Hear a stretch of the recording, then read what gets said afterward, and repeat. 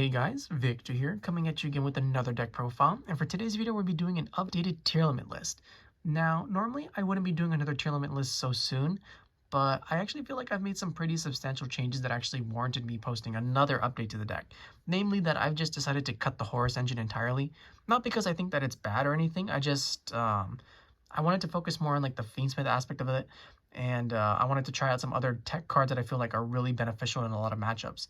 So, with that out of the way, let's jump straight into it. As always, we're going to be starting off with the monster lineup first, and as far as like the Tearlament portion is concerned, we're just maxing out on all the monsters like we typically do, so as a result, we're playing 3 Tearlaments Reinoheart. On normal or special summon, this is able to foolish any Tearlament monster from your deck to the graveyard except itself. So basically, this is going to be like your main play starter in most situations, right? Whether you're trying to send one of your guys to fusion summon or just mill more cards, this is the one that just opens up your entire deck to potentially start the game off, right?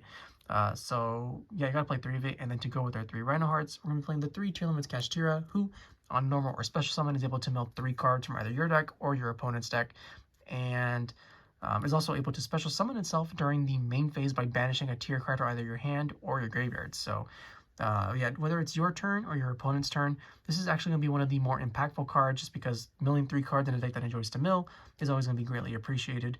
And as if that wasn't already enough, when this card is sent to the graveyard by card effect, so it doesn't matter if it goes from deck to grave, hand to grave, or field to grave, as long as it's sent by card effect, you're able to mill 2 more cards, which means that you're going to potentially be able to mill 5 cards just off of 1 tier cash alone. And then for the 1 of Tearlaments, because they're all limited, we're playing the 1 Tearlaments Scheiren, the 1 Tearlaments Havnis, and the 1 Tearlaments merrli. They all mill 3 depending on if you're able to activate their effects properly, and these are the ones that are going to allow you to fusion summon using monsters from your field, hand, or graveyard. So yeah, pretty straightforward. We max out on all of them when you're playing a pure Tearlament deck, and you can't really go wrong with that. Then, for the other monsters to just help the deck out in general, we're playing 3 Ash Blossom and Joyous Spring. It doesn't do anything for the deck per se, but it does prevent our opponent from hitting us with Mold Charmies, so you gotta play them. But that's literally the only reason why we play hand traps. And we're not doing anything else, right? No Mold Charmies, nothing like draw. I just prefer to have those on the side because I have full confidence that we're going to win every die roll, right? So as a result, you don't need to rely on those cards, even though you obviously can't win every die roll, but it's nice to believe that you will. But yeah, 3 Ash Blossom, and then that's it for the hand traps. Then, because we are playing the Fiendsmith engine, that means that we are playing 3 Fiendsmith Engravers with the 1 Fabled Lurrie and the 1 Lacrima, the Crimson Tears. So the Fiendsmith engine is just strictly better than the Horus engine in pretty much every single way imaginable, right? As every single card, even the Lacrima and the Lurrie, is a 1-card starter into full combo, and not full combo, but it's enough to like just bait out your opponent's hand traps and get you a key card in the form of Pilgrim Reaper, which will allow us to mill 5 cards. And then from there, we can pretty much just like ideally mill something that just help us advance our game state, right?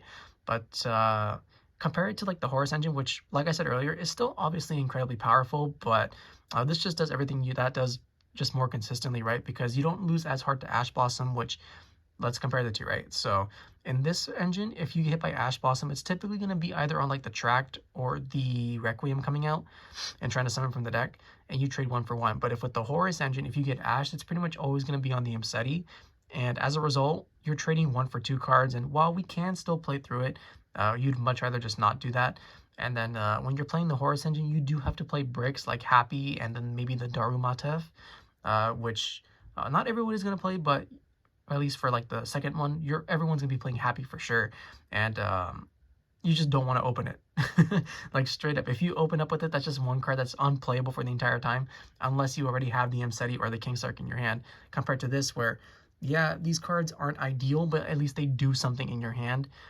So it's not like the end of the world, but if you can, I definitely recommend playing the Fiendsmith engine over the Horus engine. But I know some of you guys are those fiends with 60 card decks that just play everything, so just ignore what I'm saying if you're one of those guys.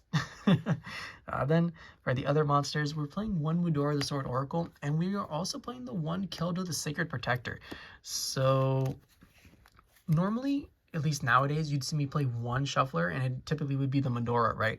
But with the way that I have the deck constructed, it can pretty much go first or second pretty consistently, and we have multiple ways just to be able to get either one of these cards in the graveyard while breaking our opponent's board, and then in turn that allows us to set up like another layer of interaction by putting this card in the graveyard. But and not even to mention that a lot of the cards right now or a lot of the decks right now are honestly pretty graveyard reliant, right?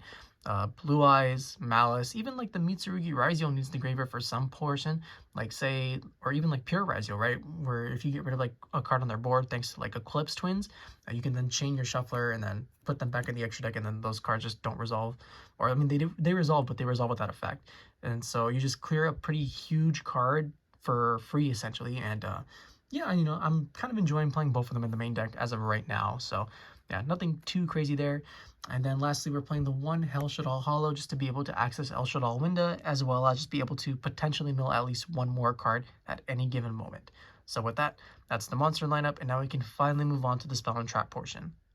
We're going to be kicking off the spell and trap portion of the video with 3 Primeval Planet Perlereino, since it basically just does everything for the deck, right? You activate it, and then you get to add any Tearlament monster from your deck to your hand. It boosts all your tiers and your fusions by 500 attack, and it also pops cards whenever a tier monster gets shuffled back into the deck, which is going to be more lively than ever because of the fact that we do play multiple shufflers now. But I mean, the Tearlaments just put themselves back into the deck naturally, thanks to Havnis, merrli, and Scheiren, so it's not like it's incredibly difficult to trigger this card during your turn or your opponent's turn. And then to go with our 3 planets, we're playing 3 Tearlaments Scream just to be able to mill even more cards, right? So as long as you have a face-up Tearlament monster, once per turn, whenever your opponent or you decides to normal or special summon, you get to mill 3 more cards, and then for the rest of this turn, all of your opponent's monsters lose 500 attack. So it's a consistency card that, oddly enough, can allow you to just like straight up live through your opponent's turn, just because that 500 attack drop definitely matters a lot. So you know, you don't want to be caught lacking with it. And then its graveyard effect, when it's milled, gets to add you any of your Tearlament traps from your deck to your hand. So yeah, you know, pretty solid card all around. And then for the final 3 up, we're playing 3 Super Polymerization.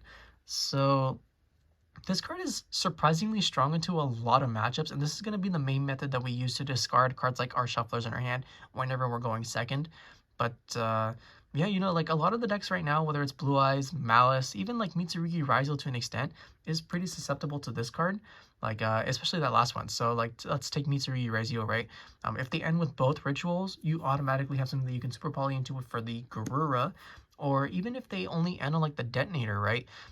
Provided you're just able to access your Fiendsmith engine, you're able to like say normal summon a Lacrima, activate its effect, and then you can chain your super poly or whatever to it, and then you get rid of a key card while also just being able to basically just kickstart your Fiendsmith engine, right? Because you go normal Lacrima, chain super poly, send Engraver, Engraver's effect will come back, and then you're not gonna be able to go full Fiendsmith combo, but it's enough to just like start like chipping away at your opponent. So yeah, like, I don't know, like I just genuinely love this card currently in the form. Like the only deck that I feel it's really bad into is like Memento, weirdly enough, but I mean that deck is just weird to begin with, so I wouldn't really like care too much about that. But yeah, like I said, Blue Eyes, Malice, Mitsurugi Raizio, even like the lower tier decks, like this is kind of like an incredible card at stopping rogue decks, like Water, for example, right? They're all water monsters, so that's like prime super poly targets right there. But yeah, like this card is just phenomenal right now in my opinion, and I'm pretty happy about it. But if you don't want to play super poly, there are suitable substitutions as well in the form of cards like Forbidden Droplet that you can play instead. Then for the 1-of spells, because we don't play any 2-ofs, we'll play the 1 Fiendsmith Tract so that we can actually access our Fiendsmith engine whenever we want. The 1 Tearlaments Grief to be able to special summon a tier monster from either our deck or our graveyard. We do have to send something with the same type, but that doesn't really matter, and it's very easy to accomplish. And you can even send the same monster that you brought out. So say you summon like a Reinoheart, right? And then you can send that same Reinoheart and then trigger its graveyard effect to come back. And then if you have like a Sulliek in your hand or something, or a Tear Cache, you're just going to get mad value out of the situation. We also play the 1 Foolish Burial to send any monster that we want, the 1 Foolish Burial Goods to send any spell or trap that we want, the 1 Triple Tactics Talent to punish our opponent for hand trapping us, and then the 1 Call by the Grave to provide us with some kind of like protection from our opponent's hand traps.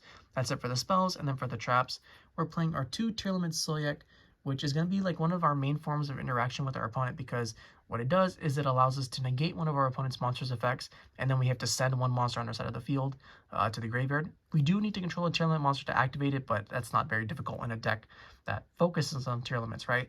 And then when it's sent to the graveyard, it's able to search our deck for any single Tearlament monster that we may need. So it's great whether you mill it during your turn or your opponent's turn, and there are just so many phenomenal cards that we can add, right? You can add Tear Cache, to mill 3 cards during your opponent's turn or your turn. You can add Havnis, depending on if you want to mill 3 also, and then, or if you just want like a play started, right? You can add Scheiren or Reinoheart. Like this, like I said, this just gets you everything. Then we also play the 1 Tearlaments Metanoise to be able to add back cards like Tear Cash or just any other Tearlaments monster from our graveyard to our hand, as well as like Book of Moon, which admittedly is probably like the stronger effect into a lot of matchups, especially like Malice, right? The normal summon Dormouse, you activate Metanoise, you flip their Dormouse face down, and in a lot of situations, that's honestly just game right then and there. But yeah, like I guess the main reason why I included this is just to add back the tier monsters from the deck to the grave, or from the graveyard to our hand, because we don't have access to cards like Totally Awesome anymore. And then we play the 1 Trivikarma, which just banish it from the graveyard to search out any of our Tearlaments spells and traps, and the 1 Fiendsmith in Paradise, which is typically going to be what you send off of your Lacrima, just to provide yourself with like another form of interaction during your opponent's turn. And with that, that's the spell and trap lineup, and now we can finally move on to the extra deck. As far as the extra deck is concerned, compared to like a normal Tearlament deck, it is extremely tight just because we are including the Fiendsmith engine, but I feel like we found a pretty nice balance with all the cards that we're playing. There's only like one card that I would probably 100% cut every single time if I had the choice to, and I wanted to fit something else in. And that one card is the only synchro monster we're playing, being the 1 Chaos Angel. So typically you're only going to be making this using your Fiendsmith engine, but I mean, this is still like an incredibly powerful card, right? It's just on summon, you're able to banish a card for free. It's basically a free card to make. You just have to put an Engraver and a Lacrima. Or if you want, you could also just use like an Engraver plus a Scheiren, for example, or if you want to get like both immunities, and like it's just a powerful card. But truth be told, you don't really need it. If you want to put something else in, this is probably where I'd start with like cutting things. But that's it for the synchros. And then for the exceeds, we're playing the 1 time 3 free doer just so that we can trigger our Tearlaments Scheiren or Reinoheart whenever we want. And then it's also just great being able to take our opponent's cards and get additional effects based on what it is, right? Take a spell, you get to draw a card. Take a trap, you get a free bounce to the top of the deck. If it has a monster, it just banishes to the end of the end phase, but that effect is basically always going to happen because you're always going to have a monster under it when you first make it. Then for the only other rank 4 we're playing, the 1 number 16 Dugares, the Timeless. It's just like another great utility piece, and we are using the Reborn effect as well as the Draw 2 Discard effect, especially because we do have like a lot of cards that we enjoy discarding, right? Sulliek, Scream, Fiendsmith in Paradise, Lurrie, Trivikarma, you name it. And drawing 2 cards isn't like the worst thing, right? But yeah, that's perfectly fine. And then for the final exceed, we're just playing 1 Pilgrim Reaper. I basically just opted to cut DDD Wave High King Caesar after my experience at the regionals this past month. And obviously Caesar's a phenomenal card, but I pretty much never found myself making it. I would always go straight into this one and just mill 5 more cards and see what I could get. Maybe I can get my engine going or whatnot. But yeah, Pilgrim Reaper, detach 1, turn into Kelbeck and Agito. So yeah, it's pretty strong. And even if like in the form of like Caesar, right? Like the main reason why I would play it was to play around Nibiru, but if they have the Nibiru, they're probably just going to drop it on the Necroquip and the Engraver when they hit the field anyways. So there isn't really much point in like trying to like play around that or the Bestials either, because if they have a Bestial, they would have hit you by then also. So yeah, we're just going to go for Pilgrim Reaper basically every single time, at least in this specific version. That's it for the exceeds. And then for the links, we're playing the 1 of Requiem to be able to summon out our Fiendsmith from the deck. The 1 of Sequence to be able to potentially summon out the Desiree. Not that we're always going to be doing that. The 1 of Moon of the Closed Heaven to turn any 2 monsters into full Fiendsmith combo. And then lastly, the 1 SP Little Knight, because it's just a good generic spot removal that we can use to end on our board. And this one actually does come up a lot, especially during like turn 1, where after you Pilgrim Reaper, you're going to be seeing what your opponent is playing, right? And you've probably hit like a pretty important piece. So at some point, you're going to go into the SP Little Knight and then just banish one of the cards that you milled, and hopefully it's a good one. But yeah, I really enjoy SP Little Knight. Obviously, it's a phenomenal card. And that's it for the links. And then for the fusions, we play the Necroquip Princess so that we can turn any of our Lacrimas, or basically just Lacrima, into a level 6 Fiend to go into the Pilgrim Reaper, the Fiendsmith Desiree, which provides us with like not an Omni Negate, but it's a negate. It's a good enough negate, right? But truth be told, we're typically not summoning this. We're typically just going to keep it in the extra deck and then send it off the Fiendsmith in Paradise to have an interaction with our opponent. We have the 1 helshaddoll Winda, which it's a pretty ignorant floodgate that just prevents each player from special summoning more than once. We're playing the 1 Mud Dragon of the Swamp, the 1 Guru Wings of Resident Life, and the 1 Predaplant Dracostapelia, all of which are super polymerization targets. I considered playing the Earth Golem at Ignister just for like those weaker Malice boards, but I figured this is probably good enough, right? Garura, Mud Dragon, Dragostapelia should be able to answer most boards regardless, and we don't really need to rely on Earth Golem at Ignister to just break our opponent's boards. And then lastly, we have the 1 Tearlaments Kaleidoheart, because you need to have some kind of Tearlaments fusion. And this is like basically the best one that we can summon, right? So on summon, it bounces cards. If it's sent to the graveyard by card effect, it's able to foolish your tier monsters as well as bring itself back. Like this card, it's just the perfect boss monster for the deck. And with that, that's the deck profile. I hope you guys enjoyed it. If you did, please feel free to like, comment, subscribe, and I'll catch you guys next time. See ya!